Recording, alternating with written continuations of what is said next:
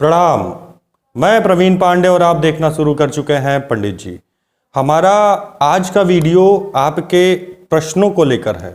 आज इस वीडियो में आपके प्रश्नों के उत्तर दिए जाएंगे।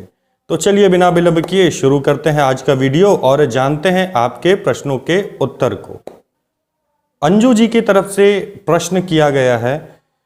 ये गाजियाबाद की रहने वाली हैं और बेसिकली एक व्यक्ति और थे जिन्होंने इस पे कुछ प्रश्न किया था। मुझे उनका नाम सडनली इस समय याद नहीं आ रहा है।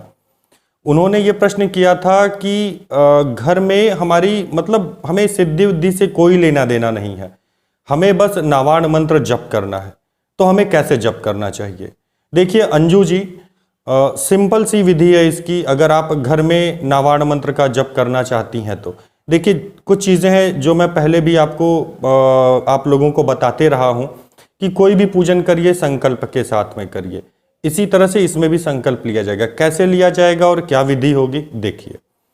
सर्वप्रथम जब आप पूजन करने जाते हैं, वो कोई भी हो, महिला हो अथवा पुरुष हो, जब भी आप पूजन करने जाते हैं शुद्ध हो जाइए। शुद्ध कैसे होंगे?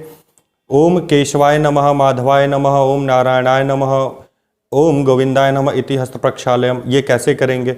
आचमनी जो आपके पास लुटिया होती है जिसमें जल भरा रहता है, उसमें एक चम्मच टाइप का होता है, उसे आचमन बोलते हैं।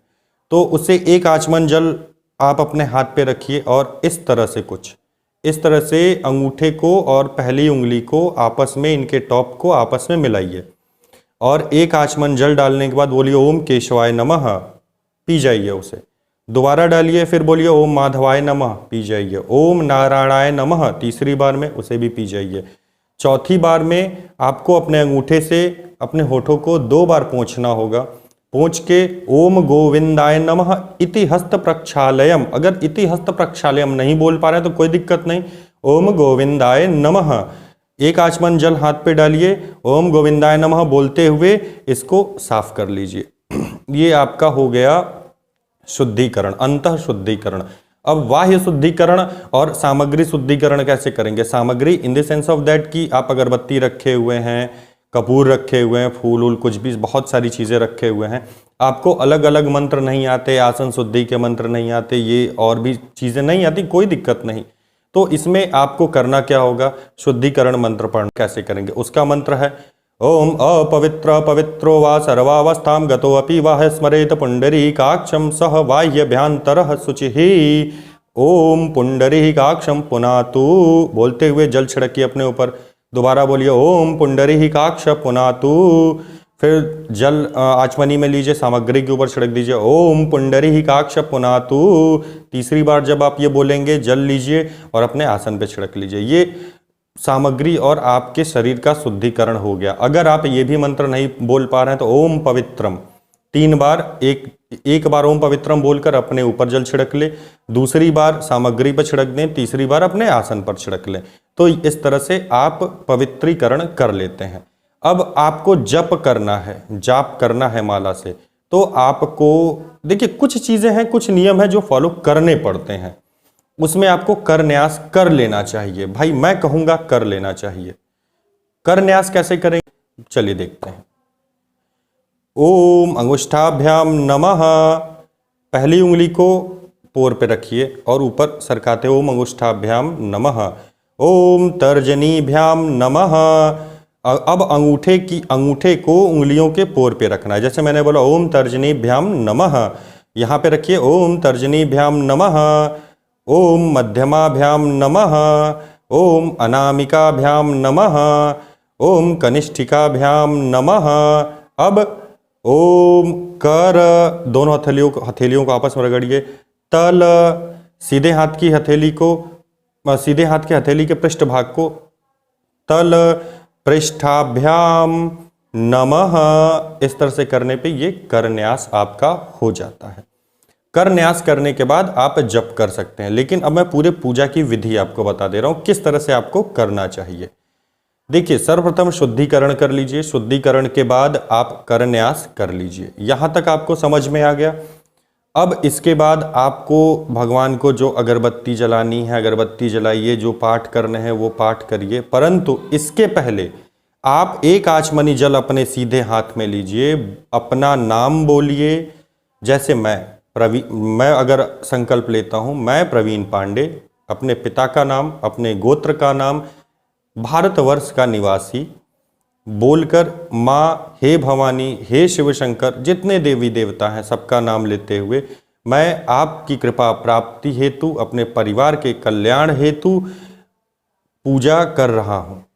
अगर ये मनोकामना है तो ये आप बोल दीजिए। अगर आपको ये नहीं बोलना है, सिंपल सा आप अपने हाथ में जल लीजिए, बोलिए हे प्रभु, मैं आपका पूजन करने के इच्छुक हूँ। प्रभु मुझे आशीर्वाद दें कि मैं इस पूजन को कर पाऊँ। ये कहते हुए जल को भूमि पर छोड़ दीजिए। भूमि पर छोड़ने के बाद अब आप अपना पूजन करिए, अगरबत्ती जलाइए, फूल माला चढ़ाइए, सब कुछ करिए, भोग लगाइए। पर आरती करने के पहले आपको जप करना है। अब इस समय क्या करेंगे आप, फिर से आप अपने हाथ में जल लीजिए। जल लेकर जैसे मान लीजिए सपोज दैट कि आपको ओम नमः शिवाय की 2-3 माला करनी है। जल लीजिए, बोलिए प्रभु हे भोलेनाथ, मैं ओम नमः शिवाय मंत्र का जाप करने जा रही हूँ, मेरी रक्षा करें, मुझे आशीर्वाद दें कि मैं इस जप को संपूर्ण कर सकूं। जल छोड़ दीजिए, जप कर लीजिए। जप करने के बाद अब मान लीजिए इसी में आपको नावाण मंत्र भी जप करना है। नावाण मंत्र जप करने के पहले फिर हाथ में जल लीजिए। हे माँ भवानी, मैं नावाण मंत्र जप करने जा रही हूँ, माँ मुझे आशीर्वाद दें कि मैं नावाण मंत्र जप कर सकूं। ऐसा बोलकर जल छोड़ दीजिए, नावाण मंत्र जप कर लीजिए। जब आप ये जप कर लें तो जैसे मान लीजिए आपने ओम नमः शिवाय का जप किया, जब वो जप खत्म हो जा रहा है आपका, तो हाथ में जल लीजिए, बोलिए हे प्रभु हे भोलेनाथ, मैंने जैसा भी जप किया है, जितनी भी त्रुटियां की हैं, मैं आपकी बालिका हूँ, आपका अबोध बालक हूँ, ये जान इन गलतियों को क्षमा करें और मेरे जप को स्वीकारें। कहते हुए जल छोड़ दीजिए भूमि पर। नावाण मंत्र आपने जप कर लिया, फिर से हाथ में जल लीजिए, हे भवानी, मैंने जितनी भी त्रुटियां की हैं उसे क्षमा करिए। माँ, मैं अपने जप को आपको समर्पित करती हूँ या करता हूँ, कह के भूमि पर जल छोड़ दीजिए। ऐसा कर लीजिए। इससे होगा क्या कि जो भी आप जप किए हैं वो नेगेटिव एनर्जियाँ नहीं लेंगी या कहीं और वो नहीं जाएगा। वो जप जिस के लिए आप किए हैं, जिस मनोकामना हेतु किए हैं, वहीं पर फलदायी होगा।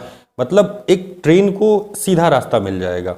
तो इस तरह से आप करें, जप करने के उपरांत आपको आरती करनी चाहिए। आरती करने के बाद क्षमा याचना करिए। क्षमा याचना जब आप कर लेते हैं तो फिर से हाथ में अपने जल लीजिए और बोलिए हे प्रभु, सारे देवताओं का नाम लेते हुए, प्रभु मैंने जो भी पूजन किया है, जैसे भी किया है, सब आपकी कृपा से किया है। मैं इस पूजन के फल को आपको समर्पित करती हूँ।